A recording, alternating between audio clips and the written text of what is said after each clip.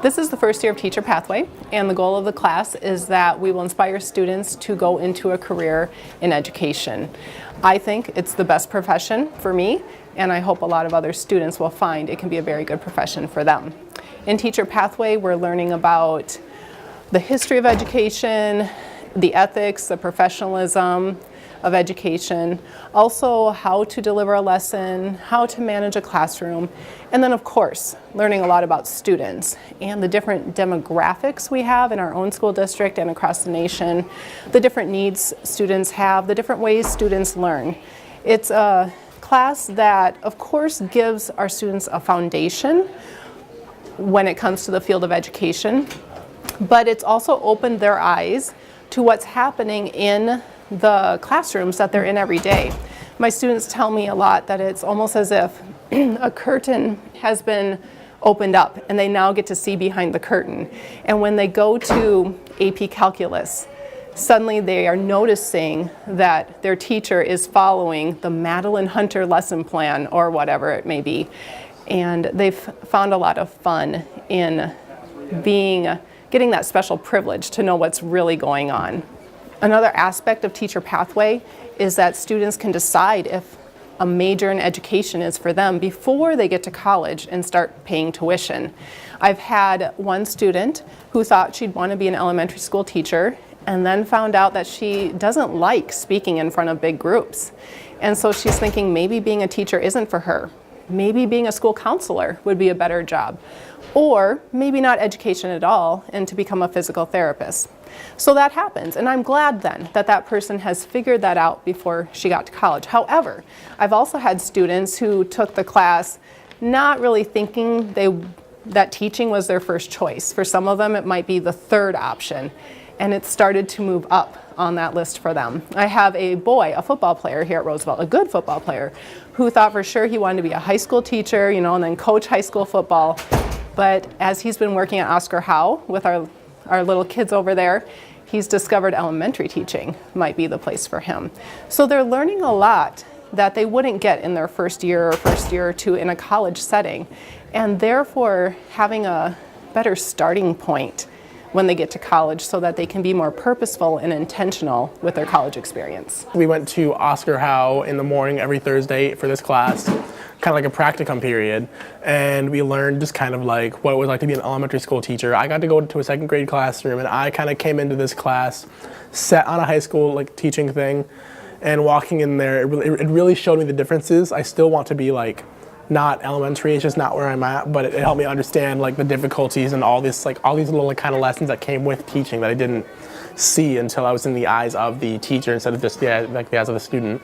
Being at Oscar Howe is really fun because you're able to sit in on a class and see all these little first graders doing their own little thing, and I think that it's just very interesting because they're very touchy and motivated and just kind of say what they think without really thinking it. So I just thought that was really fun and cute. Well, I think there have been many benefits. Some of the immediate impact, I think, are relationships. Our students are thrilled when the Roosevelt students come in. You can see when they walk into the room, they just beam. Often they're running up, giving kids hugs. I talked to a Roosevelt student that was leaving today. She went out with an armload of birthday cards that kids had made for her. It was her birthday today. So that's an immediate benefit of the positive relationships our students have with the Roosevelt kids. And anytime I think that we can create more positive role models for students, that's just a win-win for everybody.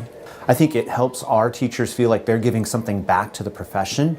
I've heard comments about where these students, they've been very impressed how they've come to Oscar Howe and sometimes, especially early on, sat back and observed and would ask the teachers questions about why did you do this or why did you make that instructional move. So they're really into learning also.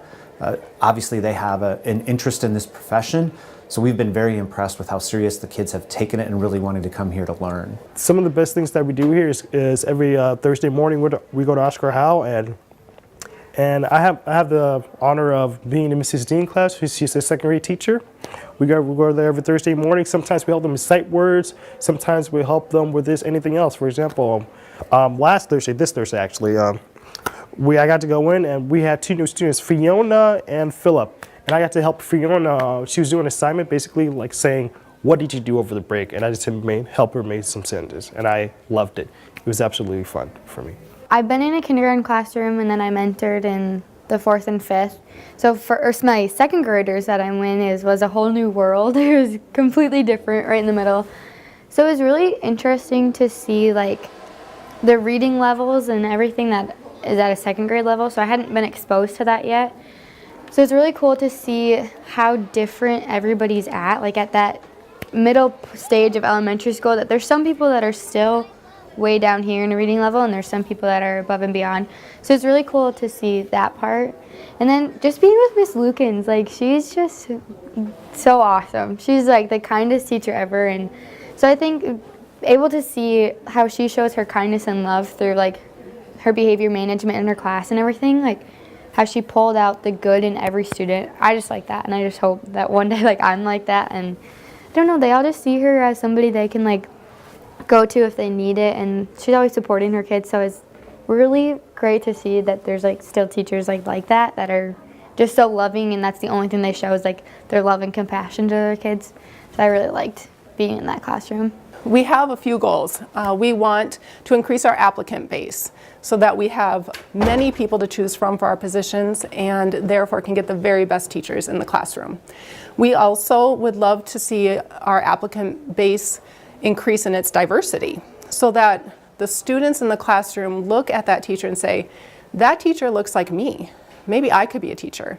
Education's important. This person graduated from college and is a professional. So yes, our hope is that a lot of these students will come back, and research says that students do tend to end up teaching very close to wherever they went to school. And so I'm excited to see in the next 4 or 5 years which of my students are back here in Sioux Falls, and not my students, but my colleagues. A lot of things that it's shown me, it's like you have to be patient with kids, and not even just at a particular level. You have to be patient throughout all grade levels. You have to get to know your kids. The teacher that I'm with there, Miss Hayek, she really knows her kids, and she knows their home life, so she's really personal with them. So she knows day by day what kind of situation they're going to have. You know, we have 2 or 3 students who go into a classroom together, and we are in all of the 1st and 2nd grade classrooms at Oscar House, so that's 8 classrooms. And they are there to observe the teacher and learn about teaching, but also to help the teacher and learn about students. So I have had some students present lessons to the entire class. I've had students work one-on-one with students. Students work in small groups, and they're learning a lot, again, about what's behind the scenes in teaching, something they never noticed when they were sitting in the student's desk. I feel like it's an opportunity for us to grow our own. When Dr. Nold and Mrs. Benz approached me about the possibility of partnering with Oscar Howe, I was very excited. This gives us an opportunity to have these students in our building that have an interest in teaching, and we're hoping that we can foster that interest or even spark a deeper interest in going into this profession. It would be my hope that down the road we see some of these kids, if they decide to go to college to become teachers, that they can do their student teaching here at Oscar Howe, that we could eventually hire them. So I just think that's a win-win, again, for the Sioux Falls School District to grow their own. And it's really exciting to see many of these Roosevelt students were former Oscar Howe students. So I love that too when they come back. They're kids that have come back and done assemblies for us to talk about character and perseverance. And for our kids to constantly make that connection with some of these kids, it's just been great. I think some of the other advantages that this program shows that I've seen, that our teachers, their job is they will collaborate and they identify the essential skills that our students must know in reading and math and writing. And so what this program's given us an opportunity to do is these students will come in and our teachers will assess. And we find out 2 things: kids that have mastered those essential skills or kids that have not mastered it yet. And so this program has given us an opportunity for the high school kids to work with those students to help them practice. They also, on a second twofold part of that, is that then they will also sometimes come in and do some of the assessment. Well, that provides valuable time for the teacher, because that takes a long time. When you have 25 to 27 kids in your room and assess every student individually, these students have come in and done that, and then that data is handed over to the teacher, and now the teacher, again, can find out who needs more reteaching, who does not quite understand, Or again, then make plans for when the students come back the next week about what they can be practicing with them. Some kids are writing, some kids are reading, and some kids are sorting words.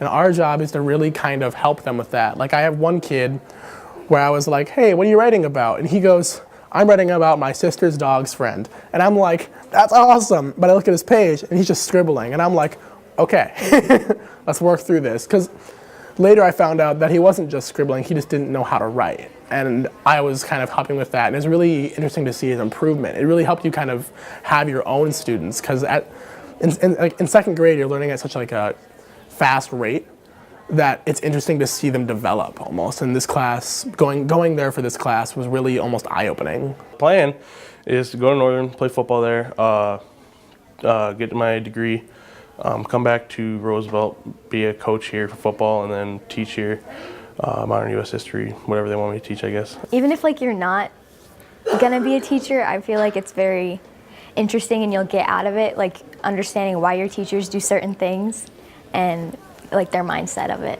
If you think you're a prospect of possibly becoming a teacher, I would highly recommend taking this class since it will teach you skills that are necessary. It will teach you about the multiple intelligence that students will have. It will teach you about management skills. It will also teach you how to make connections with your students so you can help them succeed throughout the classroom. My sister didn't get to take this class 2 years ago here, and I'm telling her all this stuff that we're doing and that we're learning lesson plans and we're making them, and my sister's like, I'm doing the same thing. And so she's a sophomore and she's just starting to get into making lesson plans and getting exposure into classrooms, but we're seniors and juniors here and we're already getting that. So it's pretty awesome. I've had a lot of students show interest in teacher pathways. So we ended up having a lot of students go into the first and second grade classrooms. We're going to spread it out because we have so many students at Roosevelt who are thinking they might want to be teachers. So next semester, I've got students going into first, second, third, fourth, and fifth grade classrooms, which they're excited about.